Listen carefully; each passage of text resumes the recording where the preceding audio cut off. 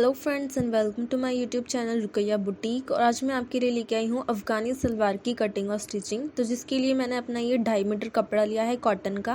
तो सबसे पहले मैं इसे खोल के रख लेती हूँ इस तरह से। ये देखिए यहाँ से इस तरह से मेरा डबल फोल्ड है, ये ओपन साइड है कपड़े की।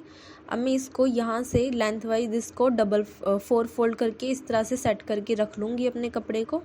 ये देखिए कुछ इस तरह से अपने कपड़े को 4 फोल्ड में रख लिया है। ये जो क्लोज पोर्शन है कपड़े का ये मेरी तरफ है, बाकी की 4 पोर्शन ओपन इधर है। तो मेरी नॉर्मल सलवार की लेंथ 35 है, तो ये एंकल लेंथ होती है, इसलिए 1 इंच कम रखूँगी 34, और 5 इंच बेल्ट का माइनस करते हुए 29 इंच। तो इसमें 1.5 इंच का नीचे पौंचे की पट्टी लगेगी अलग से, तो 1.5 इंच माइनस करेंगे। पर इसमें थोड़ा सा सिलाई का मार्जिन रखते हुए 1 इंच एक्स्ट्रा ही करते हुए इसकी जो सलवार की कली की कटिंग होगी वो 28.5 इंच पर होगी। तो अब इसकी मैं मार्किंग कर लेती हूँ। यहाँ पे मैं निशान लगा रही हूँ 28.5 इंच पे इस तरह से। अब मुझे जो पौंचे की मोरी रखनी है वो यहाँ पे मैं 5.5 इंच रखूँगी रेडी। पर इसमें पौंचे में चुन आती है नीचे, इस वजह से इसे यहाँ पे मैं 12 इंच पे मार्क कर रही हूँ। तो इसमें नीचे की तरफ चुन डालते हुए पौंचे की जो मोरी आएगी वो मेरी 5.5 इंच तक आ जाएगी। अब इस साइड से यहाँ पर मैं क्रॉस एरिया का निशान लगाऊंगी आसन का। तो ये मैं यहाँ पर 9 इंच पर लगा रही हूँ, इस कोने पर लगाना है जहाँ पे मेरे चारों पोर्शन ओपन है। अब यहाँ से इस तरह से अपनी सलवार की शेप बना लेनी है, पौंचे वाले एरिया से नीचे से यहाँ से आसन तक क्रॉच एरिया तक यहाँ पर इस तरह से मार्क करके अब मैं इसे यहाँ पे कटिंग कर लूँगी इस तरह से, इस शेप में आसन तक पूरा। ये देखिए इस तरह से मेरी सलवार की कटिंग हो चुकी है। ये मेरा क्रॉच एरिया आ गया है आसन, और ये मेरे नीचे पौंचे आ गए हैं, और ये इस तरह से लेंथ है। तो अब मैं इसकी बेल्ट की कटिंग करूँगी। तो जो मेरा बाकी बचा हुआ कपड़ा है इसमें मैं बेल्ट निकालूँगी। तो ये मेरा इस तरह से डबल फोल्ड है मेरा कपड़ा यहाँ पर। अब मैं इसकी मार्किंग कर लेती हूँ। तो चौड़ाई में जो होगा वो मैं 7.5 इंच पर लेती हूँ। जो स्टिच करने के बाद ऊपर से नेफा मोड़ने के बाद मेरा 5 इंच तक आ जाएगा, जो मैंने सलवार की टोटल लेंथ में से 5 इंच माइनस किए थे। तो यहाँ पर मैं ये 7.5 इंच पर यहाँ पर इसकी चौड़ाई लगा रही हूँ बेल्ट की। ये पहले मैं यहाँ से इसे काट के प्लेन कर लेती हूँ कपड़े को अपने। और उसके बाद बेल्ट की जो लेंथ रखनी है वो हिप के अकॉर्डिंग होती है। तो जितना मेरा हिप होगा उसमें मैं 3 इंच प्लस करके अपनी बेल्ट की लेंथ ले लूँगी। तो ये देखिए यहाँ पर ये 17.5 मेरा हिप है, तो इसमें 3 प्लस करके 20.5 इंच तक यहाँ पर मेरी ये बेल्ट की लेंथ आ जाएगी।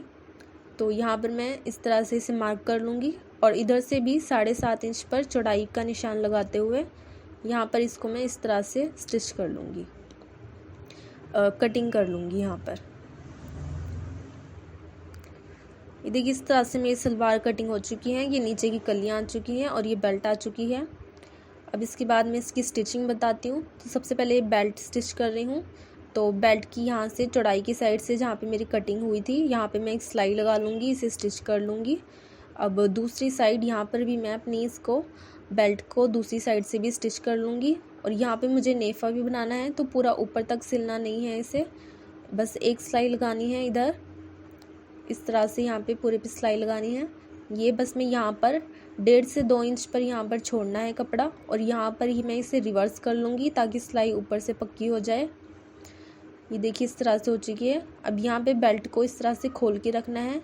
ये ऊपर से मेरा इतना ये स्टिच हुआ नहीं है, तो इसको मैं इस तरह से अंदर की फोल्ड करते हुए कपड़े को अंदर की तरफ यहाँ पर एक सिलाई लगा लूँगी, और यहीं से मैं अब इसे इस तरह से रिवर्स कर लूँगी।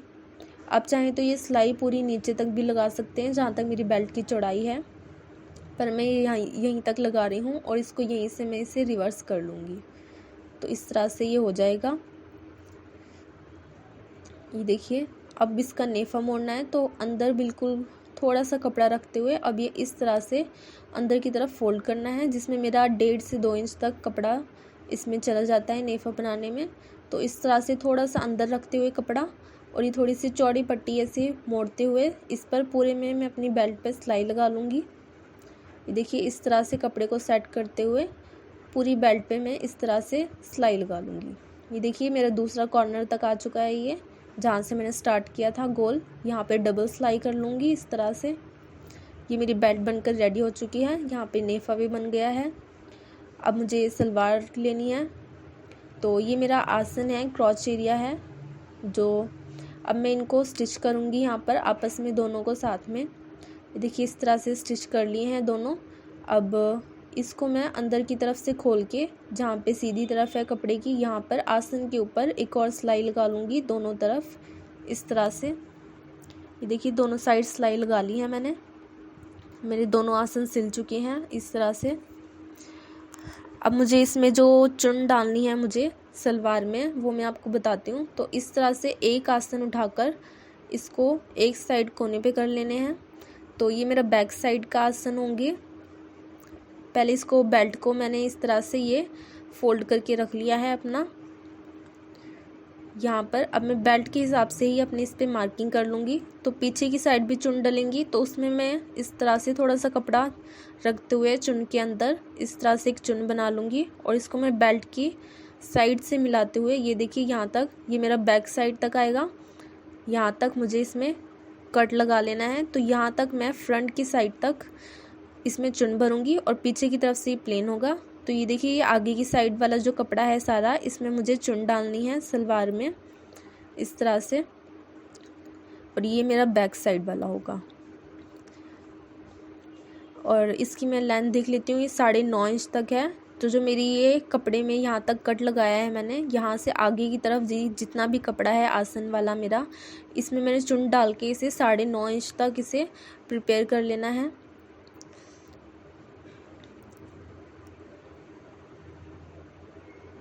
ये देखिए मैं फ्रंट साइड से दिखा रही हूँ। अभी यहाँ से मुझे इसमें डालनी है चुन, ये आगे की साइड वाला है।